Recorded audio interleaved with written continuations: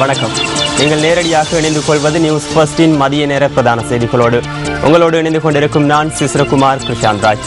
விரிவான செய்திகளுக்கு செல்லும் முன்னர் முதலில் இன்றைய தலைப்புச் செய்திகள். தாய்லாந்திலிருந்து சட்டவிரோதமாக இரத்தின கற்களை கொண்டு வந்த ஒருவர் மத்தள விமான நிலையத்தில் கைது. கடும் காற்றினால் கொழும்பு மாவட்டத்தில் மரங்கள் முறிந்து வீழ்ந்துள்ளன. வீடுகள் சிலவற்றுக்கும் சேதம். கிறிஸ்துமஸ் தீவுகளுக்கு அருகில் மூழ்கிய படகில் இருந்த 50க்கும் அதிகமான இலங்கையர்கள் உயிரிழந்திருக்கலாம் என அச்சம். உலகின் மிகவும் வயதான நபர் தனது 116வது வயதில் உயிரிழப்பு. அவை தலைப்புச் செய்திகள். இனி விரிவான செய்திகள். தாய்லாந்திலிருந்து சட்டவிரோதமாக ரத்தினக்கல் மற்றும் தங்க ஆபரணங்களை இலங்கைக்கு கொண்டு வந்த ஒருவர் மத்தள சர்வதேச விமான நிலையத்தில் இன்று முற்பகல் கைது செய்யப்பட்டுள்ளார். UL 827 என்ற விமானத்தில் இன்று முற்பகல் 8:05 அளவில் அவர் இலங்கைக்கு வந்ததாக சுங்க பேச்சாளர் தெரிவிக்கின்றார். தற்போது சுங்க பிரிவினர் குறித்த நபரிடம் விசாரணைகளை மேற்கொண்டு வருவதாக அவர் கூறினார். குறித்த நபர் பிரதேச அரசியல்வாதி ஒருவரா என நியூஸ் ஃபர்ஸ்ட் வினவிய போது அவர் கொழும்பு பிரதேசத்தைச் சேர்ந்த வர்த்தகர் என லெஸ்லி காமினி தெரிவித்தார். சட்டவிரோதமாக கொண்டுவரப்பட்ட இரத்தினக்கல் மற்றும் தங்காபரணங்களின் பெறுமதி மதிப்பிடப்பட்டு வருவதாக சுங்க திணைக்கள ஊடக பேச்சாளர் மேலும் குறிப்பிட்டார். நாட்டின் சில பிரதேசங்களில் நேற்றிரவு வீசிய பலத்த காற்றினால் பல வீடுகள் சேதமடைந்துள்ளன. மரங்கள் முறிந்து வீழ்ந்ததனால் சில வீதிகளூடான போக்குவரத்திற்கும் தடை ஏற்பட்டுள்ளதாக இடர் முகாமைத்துவ மத்திய நிலையம் குறிப்பிடுகின்றது. பலத்த காற்றினால் மேல் மாகாணத்திலே அதிக பாதிப்பு ஏற்பட்டுள்ளது. அபிசாவள சீதலன வீதியின் சில வீடுகள் காற்றினால் சேதமடைந்துள்ளன. வீடுகளின் மேல் மரங்கள் முறிந்து வீழ்ந்துள்ளதாக எமது பிராந்திய செய்தியாளர் கூறினார்.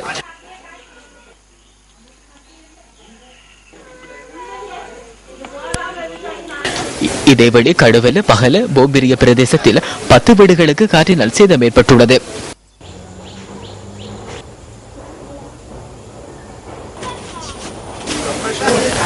பிரதேசத்தில் உள்ள மின்கம்பங்களின் மீது மரங்கள் விழுந்தமையால் மின்சாரமும் துண்டிக்கப்பட்டுள்ளது. இதேவேளை மழையுடன் கூடிய சீரற்ற வானிலை அடுத்து வரும் சில நாட்களுக்கு தொடரும் என்றும் வளிமண்டலவியல் திணைக்களம் தெரிவிக்கின்றது. மழையுடன் காற்றுடன் கூடிய காலநிலை என்றும் தொடரும் என்று எதிர்பார்க்கப்படுகின்றது. மேற்கு சப்ரகமுவ மத்திய தெற்கு மாகாணங்களின் பல பகுதிகளிலும் புத்தளம் மற்றும் குருநாகல் மாவட்டத்தின் சில பகுதிகளிலும் மழை காணப்படும். அத்துடன் தென்மேற்கு பருவப்பேற்று காலநிலையின் காற்றானது நாட்டிலும் நாட்டை சூழ உள்ள பிரதேசங்களிலும் முக்கியமாக மத்திய மலைப்பிரதேசத்தின் மேற்கு சரிவுகளிலும் பலமான காற்று வீசலாம். கடல் பிராந்தியங்களில் புத்தளம் முதல் காலியூடான அம்பாந்தோட்ட வரையான ஆழ்கடல் பிரதேசங்களில் இடியுடன் கூடிய மழை காணப்படும்.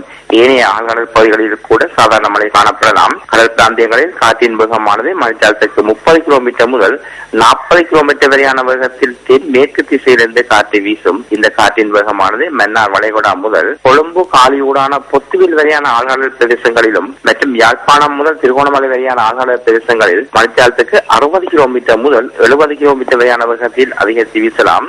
மன்னார் முதல் கொழும்பு காலியூடான பொத்துவில் வரையான ஆழ்கடல் பிரதேசம் மற்றும் யாழ்ப்பாணம் முதல் திருகோணமலை வரையான ஆழ்கடல் பிரதேசங்கள் என்று கொந்தளிப்பாக காணப்படும். இதேவேளை கடும் மழை காரணமாக மலையகத்தின் சில நீர்த்தேக்கங்களில் நீர்மட்டம் அதிகரித்துள்ளது. மவுசாக்கரை நீர்த்தேக்கத்தில் நீர்மட்டம் அதிகரித்துள்ள காட்சிகளே இவை. நேற்றிரவு முதல் பெய்த கடும் மழை காரணமாக இந்த நீர்த்தேக்கத்தில் 3 வான்கதவுகள் திறக்கப்பட்டுள்ளன. காசல்டி நீர்த்தேக்கத்தின் நீர்மட்டமும் அதிகரித்துள்ளது. நீர்த்தேக்கங்களை அண்டிய பகுதிகளில் வாழும் மக்கள் அவதானமாக இருக்க வேண்டும் என நுவரெலியா மாவட்ட செயலாளர் DPG குமாரசிறி கேட்டுக் கொண்டுள்ளார். இதேவேளை ஹட்டன் பிரதேசத்தில் நேற்றிரவு பெய்த பலத்த மழையினால் ஹட்டன் போலீஸ் வெளியாட்டரங்கு உள்ளிட்ட தாழ்நில பகுதிகள் நீரில் மூழ்கின.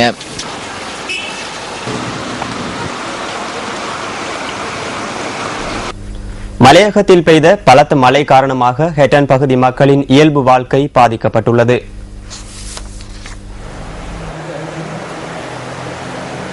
நேற்றிரவு பெய்த கடும் மழையினால் டிக்கோயாவில் உள்ள சில வீடுகளுக்குள் வெள்ள நீர் உட்புகுந்துள்ளது. அத்துடன் கடும் குளிர் காரணமாக பாடசாலை மாணவர்கள் மற்றும் தொழிலுக்கு செல்வோர் உள்ளிட்ட பலரும் பாதிக்கப்பட்டுள்ளனர்.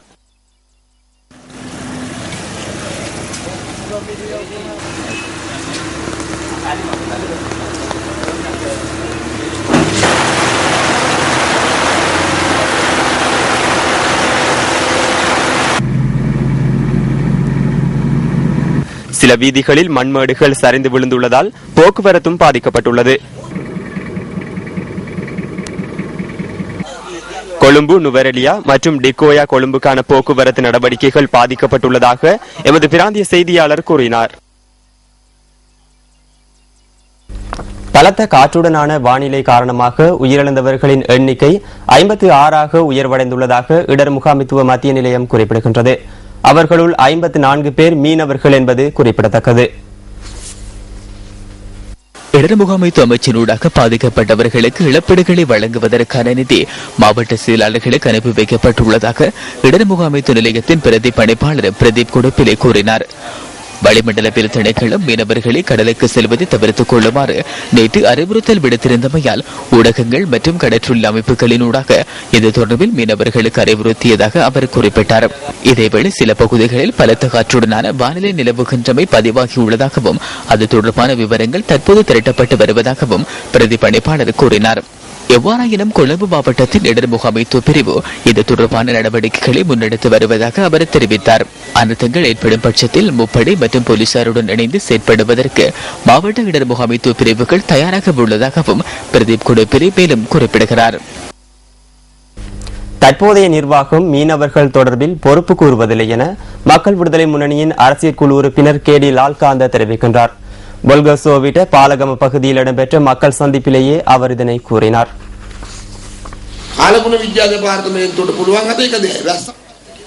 வளிமண்டலவியல் திணைக்களத்திற்கு தற்போது ஒரு விடயத்தையே மேற்கொள்ள முடிந்துள்ளது. மழை பெய்த பின்னர் பலத்த மழை பெய்ததாக கூறுவர், காற்று வீசியதன் பின்னர் காற்று வீசியதாக கூறுவர், பாரிய பாதிப்புகள் ஏற்பட்டதன் பின்னர் வங்காள விரிகுடாவில் தாளமுக்கம் என்று கூறுவர்.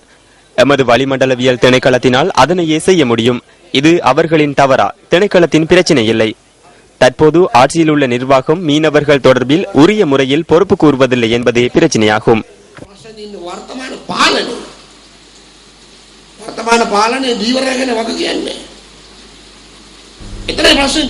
உலகளாவிய சமாதான சுட்டனில் இந்தியாவை பின்தள்ளி இலங்கை முன்னிலை பெற்றுள்ளது. இந்த சுட்டனில் இலங்கை 110வது இடத்தில் உள்ளதுடன் இந்தியா 141வது இடத்தை பெற்றுள்ளது. உலகெங்கிலும் உள்ள 162 நாடுகளில் வன்முறைகள் இல்லாத பண்புகள் மற்றும் அளவீடுகள் போன்ற 22 தர கணிப்பீடுகளை அடிப்படையாக கொண்டு வருடாந்தம் இந்த சுட்டன் கணிக்கப்படுகின்றது. உலகளாவிய சமாதான சுட்டனில் 1ஆம் இடம் ஐஸ்லாந்துக்கு கிடைத்துள்ளதுடன் 2ஆம் 3ஆம் இடங்கள் முறையே டென்மார்க் மற்றும் நியூசிலாந்துக்கு கிடைத்துள்ளன. பிரித்தானியா 44வது இடத்திலும் பிரான்ஸ் 53வது இடத்திலும் அமெரிக்கா மற்றும் சீனா என்பன முறையே 99 மற்றும் 101வது இடத்தில் உள்ளதுடன் ரஷ்யாவுக்கு 155வது இடம் கிடைத்துள்ளது. தெற்காசிய வலயத்தினை கருத்தில் கொண்டால் 20வது இடத்தினை பெற்றுள்ள பூட்டான் முன்னிலையில் காணப்படுவதுடன் இலங்கையை விடவும் நேபாளம் மற்றும் பங்களாதேஷ் என்பன முன்னிலை பெற்றுள்ளன. ஆஸ்திரேலியாவின் கிறிஸ்துமஸ் தீவுகளுக்கு அருகில் அனர்த்தத்திற்குள்ளான படகிலிருந்து 50க்கும் அதிகமான இலங்கையர்கள் உயிரிழந்திருக்கலாம் என அந்நாட்டு தகவல்கள் தெரிவிக்கின்றன. இதேவேளை புகலிட கோரிக்கையாளர்கள் சிலருடன் பயணித்த படகொன்று ஆஸ்திரேலியா மற்றும் இலங்கைக்கு இடையில் உள்ள கொக்கஸ் தீவுகளுக்கு அருகிலுள்ள கடற்பரப்பில் மூழ்கியுள்ளதாக தகவல் கிடைத்துள்ளதாக ஆஸ்திரேலிய கரையோர பாதுகாப்பு அதிகார சபை குறிப்பிடுகின்றது. கடலில் அனர்த்தத்துக்குள்ளாகியுள்ள குறித்த படகை கண்டுபிடிப்பதற்காக 2 விமானங்கள் ஈடுபடுத்தப்பட்டுள்ளதாக அதிகார சபை தெரிவிக்கிறது. கொக்கஸ் தீவுகளிலிருந்து 160 கடல் மைல் தொலைவில் குறித்த படகு மூழ்கியிருக்கலாம் என்று கருதப்படுகிறது. படகு ஒன்று கொக்கஸ் தீவுகளை நோக்கி பயணித்துக் கொண்டிருப்பதாக கடந்த வாரம் தகவல்கள் வெளியாகியிருந்தமை குறிப்பிடத்தக்கது. நாட்டில் ஏற்படுத்தப்பட்டுள்ள சமாதானத்தை நிலையாக பேணுவதற்கு பல்கலைக்கழக கட்டமைப்பின் ஒத்துழைப்பை பெற்றுக்கொள்வது தொடர்பான விசேட செயற்திட்டம் ஒன்று நாளை ஆரம்பமாக உள்ளதாக பல்கலைக்கழக மானியங்கள் ஆணைக்குழு தெரிவிக்கின்றது. இதன் முதற்கட்டமாக யாழ் பல்கலைக்கழகத்தின் மாணவர்களை தெளிவூட்டுவதற்கான விரிவுரை ஒன்றை வழங்குவதற்கு நடவடிக்கை எடுக்கப்பட்டுள்ளதாக ஆணைக்குழுவின் தலைவர் பேராசிரியர் ஷனிகா ஹிரிம்புரேகம தெரிவிக்கின்றார். நாட்டின் சமாதானம் அபிவிருத்தி நடவடிக்கைகளுக்கு பல்கலைக்கழகங்கள் நேரடியாக ஒத்துழைப்பு வழங்கும் நோக்கில் இந்த செயற்திட்டம் ஆரம்பிக்கப்பட்டுள்ளதாக அவர் சுட்டிக்காட்டுகின்றார். கல்வித்துறையின் முக்கிய இடத்தில் உள்ளவர்கள் இந்த செயற்திட்டத்தில் உரையாற்ற உள்ளதுடன் அவர்களின் ஆலோசனைகளும் பெற்றுக் கொள்ளப்பட உள்ளதாக அவர் கூறினார். இதில் கலந்து கொள்ளும் பல்கலைக்கழக மாணவர்களின் கருத்துக்களையும் பெற்றுக்கொள்ள எண்ணியுள்ளதாக பல்கலைக்கழக மானியங்கள் ஆணைக்குழுவின் தலைவர் மேலும் குறிப்பிட்டார்.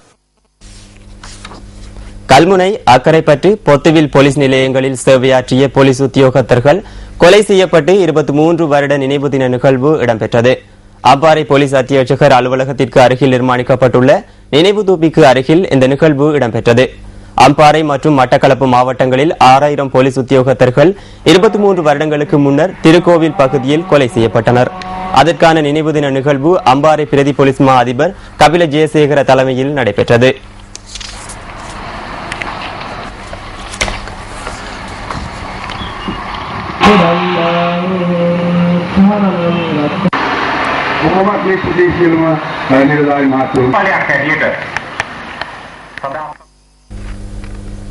சிலாபம் கழுகபனை பகுதியில் உள்ள பணியிடம் ஒன்றில் அண்மையில் நடத்தப்பட்ட தாக்குதலில் காயமடைந்த ஒருவர் நேற்று உயிரிழந்துள்ளார்.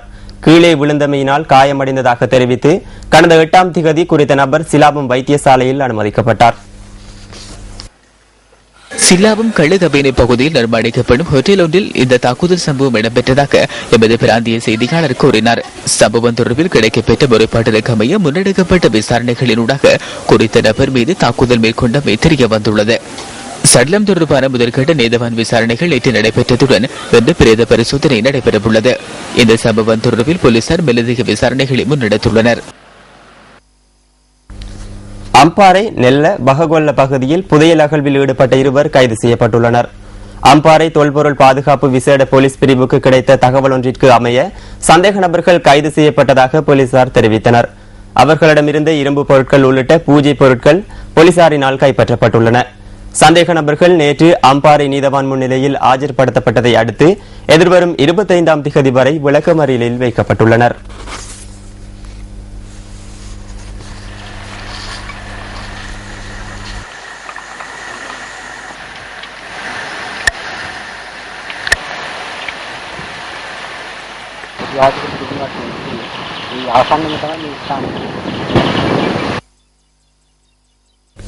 எதிர்கால சந்ததியினரை உள்நாட்டு உணவு முறைக்கு பழக்கப்படுத்த வேண்டும் என விவசாய அமைச்சர் மஹிந்த யாப்பா அபேவர்த்தன தெரிவிக்கின்றார்.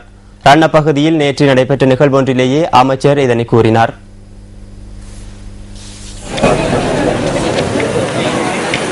இந்த நிகழ்வு சபாநாயகர் சமல் ராஜபக்ச தலைமையில் நேற்று மாலை நடைபெற்றது.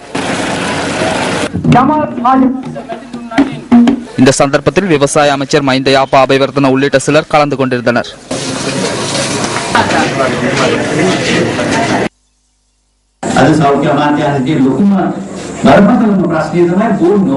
தொற்று நோய் அல்லாத நோய்கள் பரவுகின்றமையே தற்போது சுகாதார அமைச்சுக்கு காணப்படும் பாரிய பிரச்சனையாகும். இதனை கட்டுப்படுத்த சுகாதார அமைச்சு நிதியை செலவிடுகின்றது.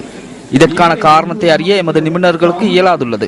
இதனால் எமது எதிர்கால சந்ததியை உள்நாட்டு சூழலுக்கும் உள்நாட்டு உணவுகளுக்கும் பழக்கப்படுத்த வேண்டியது முக்கியமாகும். இந்த திட்டத்தின் ஊடாக ஆரோக்கியமான உணவுகளை வழங்கவே நாம் முயற்சி செய்கின்றோம்.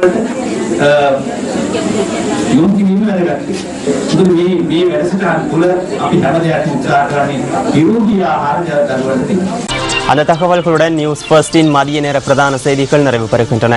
எமது மணித்தியாளர் செய்திகளை 2:25க்கு எதிர்பாருங்கள். வணக்கம்.